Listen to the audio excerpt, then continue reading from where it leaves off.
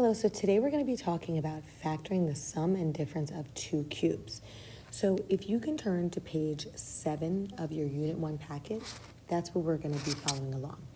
Now, as you watch this video, you are going to be, anything I write down here, you're going to be writing on your packet, okay? So you want to make sure you keep very good notes. That way, in class tomorrow, when you do examples, you have notes to look back on. Okay, so let's first talk about what is a perfect cube.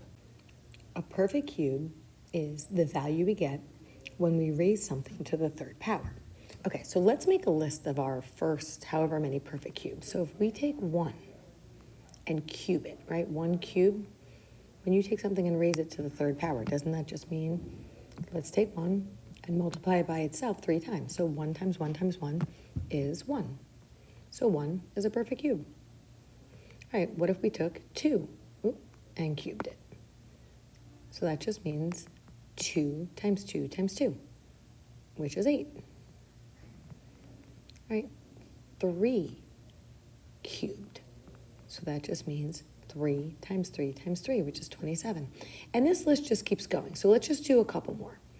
So if we did 4 cubed, that means take the number 4 and multiply it by itself 3 times. So 4 times 4 times 4 is 64. We'll do one more, 5 cubed. 5 cubed is equal to 125. So all these numbers that I'm boxing off, these are perfect cubes, okay? These are our perfect cubes. And these values right here with the exponent of 3 on it are the cube root of these values. So if I took the cube root of 125, that would give me 5. If I took the cube root of 27, that would give me 3. All right, let's also talk about variable cubes. So, all right, let's start with x. If I took x, oh, by the way, let me put ... so we know this list keeps going. All right, if I were to take x, and I'm going to put this in parentheses, and cube it, that would just be x times x times x, which is x to the third power. Now, let's say I took x squared and cubed it. Well, we remember our exponent rules, right? If you have a power raised to another power, we multiply these. So 2 times 3 is 6. So we have x to the 6th. All right, if we took x cubed and cubed it, again, when you have a power raised to another power, you just multiply these. So that would give me x to the 9th. All right, let me box these off as well, because these are our perfect cubes. So I want to just emphasize, what's boxed off are our perfect cubes. So if you notice what's happening here, see we have 3, 6, 9. Look at the exponents. What would the next one be? It would be x to the 12th, right? Because what's happening is all of your exponents are multiples of 3. Or you could think about them as divisible by 3, right? If 3 divides evenly into the exponent, then this term is a perfect cube. All right, so I'm just going to put ... All right, so what we're going to do is we're going to take a look at some examples. And if you look, see this formula that's boxed off here and this formula that's boxed off here? These are given to you on your reference sheet, and they're under cubic factorizations. So this is how it works. What you do is you look at the first term and you look at the second term, and you say, are both of these perfect cubes? And yes, they are. The cube root of a cubed is a, and the cube root of b cubed is b. So what we do is we take the cube root of the first term and we put it in the first spot in our first parenthesis. And we take the cube root of the second term and we put it in the second spot of our first parenthesis. So our first parenthesis is small. It's called a binomial. There's 2 terms. And you just take the cube root of the first term and put it first, and the cube root of the second term and put it second. Now our second factor is what we call a trinomial. There's 3 terms. So how we get these 3 terms is we take the first term and square it and put it there. We take both of these 2 terms and multiply them together and put it here. And we take our second term and square it and put it here. Now, that might be a little confusing, so why don't we try it with an example? Okay, there's an example on the paper here for you, but I'm going to make up a different one. So if you guys can write down, let's see, our example, put it right here, example is going to be x cubed plus 125. Now, I do want to point out, See this formula with the plus sign and see this formula with the minus sign? When we go to write our factors, they actually say the same exact thing. The only difference is when you're doing the sum of perfect cubes, our signs in our parentheses are going to go plus, minus, plus. When you're doing a difference of perfect cubes, which we'll take a look at an example of that next, our signs are going to go minus, plus, plus. Okay, so this is what I do. I first look at this and say, are both of these perfect cubes? Well, x cubed, right? If that exponent is a multiple of 3, it's a perfect cube. And then 125, is there a number times itself that gives us 125? Yes, 5. So 5 is the cube root of 125. So if both of these are perfect cubes, what we do is we set up 2 sets of parentheses. The first one's going to be small because we're fitting a binomial. And the second one's going to be bigger because we're fitting a trinomial.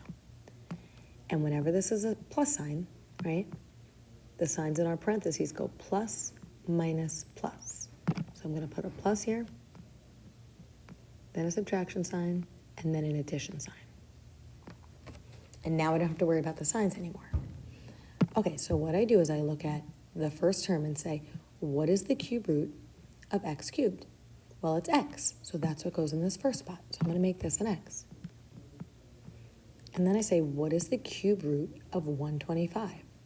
Well, the cube root of 125 is 5, so that's what's going to go in the second spot.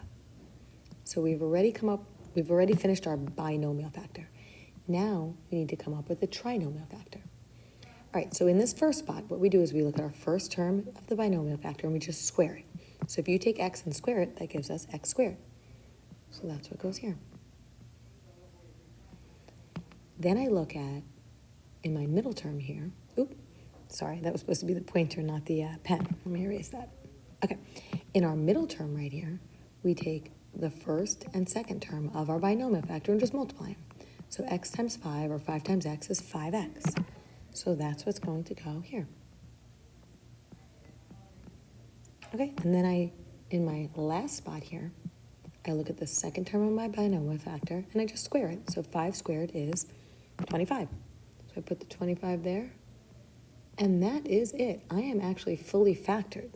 Okay, we wind up, when you factor a sum or a difference of perfect cubes, you wind up with a binomial factor and a trinomial factor. So 2 terms times 3 terms. All right, so this is factored. All right, now let me give you an example of one with a difference of perfect cubes.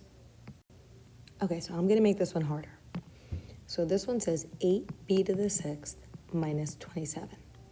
Okay, so let's first look. Is 8 a perfect cube? Yes, it is. Look, it's on our list up over here. Is b to the 6th a perfect cube? Well, if the exponent is a multiple of 3, it's a perfect cube. And then is 27 a perfect cube? Yep, there it is. The cube root of 27 is 3.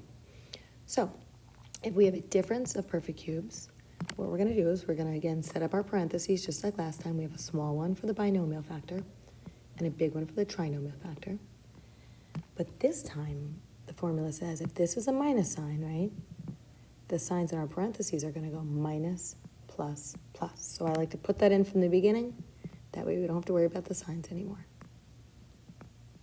All right, but the process from here is the same thing. You look at the first term and say, what is the cube root of this term?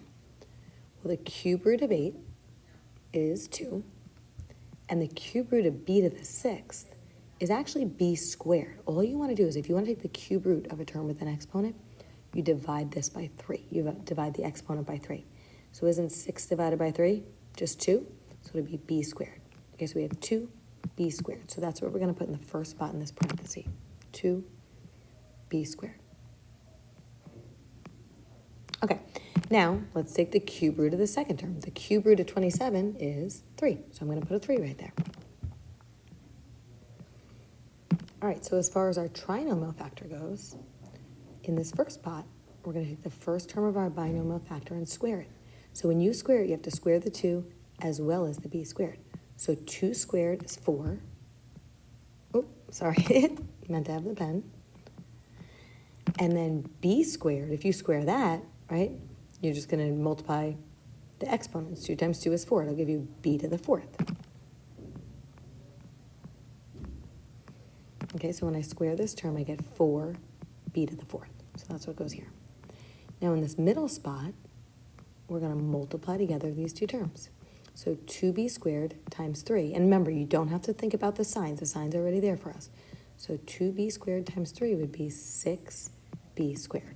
So in this middle spot, I'm putting a 6b squared.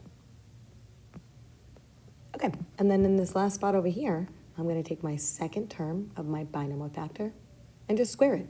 So 3 squared is 9. And there we have it. This is factored. So tomorrow we're going to take a look at some examples on the next page. Okay, so we're going to use our notes from today, from this video, and apply them to some examples tomorrow.